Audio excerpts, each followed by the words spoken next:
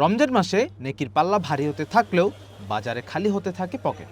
নিম্ন ও মধ্যবিত্তদের আয় দিয়ে বাজার করাটাও কঠিন হয়ে দাঁড়ায়। ৯ রোজা শেষে বাজারের চিত্রটা ঠিক তেমনই। দীর্ঘ সময় সিয়াম সাধনার পর বেলা শেষে ইফতারের শরবত অপরিহার্য। এ কথা ভালো করে বোঝেন লেবু বিক্রেতারা। সুযোগ বুঝে লেবুর দামটিও প্রতিবারের মতোই নাগালের বাইরে। লেবু দাম তো কমে না, সব কিছুরই তো দাম বেশি। লেবু, শসা এখন তো সাধ্যের বাইরে। রোজার ধকলে আমিষের চাহিদা মেটায় মাছ ও মাংস।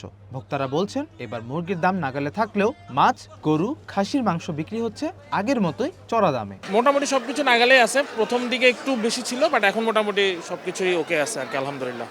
ঈদের অনেক আগেই পোলাওয়ের চালের দাম বস্তা প্রতি বেড়েছে 12 থেকে 1600 টাকা। ক্রেতার ক্ষোভে দোকানদাররা দায় চাপাচ্ছেন আড়তদারদের প্রতি, আর আড়তদাররা আঙ্গুল তুলছে মিলারদের দিকে। দায় যে আসলে কার, সে প্রশ্ন অজানাই থেকে যায়। প্রতি বস্তায় 1500 থেকে 1600 টাকা বেড়ে গেছে।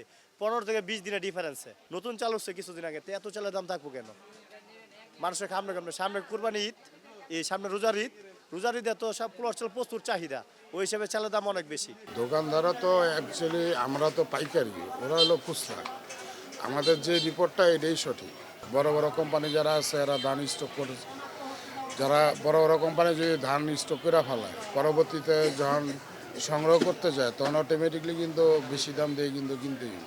রমজানে বাজারের দাম বাড়ানোর এই প্রবণতা নিয়মিত। একই রকম নিয়মিত বাজারে ভোক্তা অধিকারের অভিযান। অভিযোগ আছে অভিযান শেষেই আগের বাড়তি দামে ফিরে বাজার। তাই পরিদর্শনে এসে অধিদপ্তরের কর্মকর্তারা দোকানে মূল্যের তালিকা লাগানোর তাগিদ দিচ্ছেন। পণ্যের যে মূল্য তালিকা দেওয়ার যে বিধান আছে, আইন আছে, সেটি আমরা নিশ্চিত করার জন্য কাজ করছি। এই যে পাশের দোকানদার মাছ বিক্রেতা, উনি বললেন যে গত পরশু সম্ভবত এই বাজারে আসছিলাম, এই সাইডে না আমরা ওই দিক দিয়ে ঘুরেছি। উনি দেখেছেন ঠিকই, কিন্তু এখনো মূল্য তালিকা দেননি, উনি জানিয়ে দিলেন। তো ওনারাও চান যে আমরা যেন তাদের চাপে রাখি।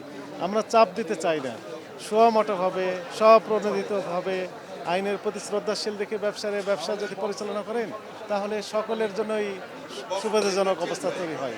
অর্থাৎ ব্যবসায়ীদের উইন উইন সিচুয়েশন থাকবে, কনজিউমারদের উইন উইন সিচুয়েশন থাকবে। ক্রেতার পকেট কাটে নিত্য পণ্যের বাজার। তাই লোক দেখানো নয়, নিয়মিত কার্যকর তদারকি হোক, এমনটাই প্রত্যাশা নগরবাসীর। আর করম চাকে রং দিয়ে যেটা তৈরি। সৈকত খান, ওয়ান নিউজ, ঢাকা।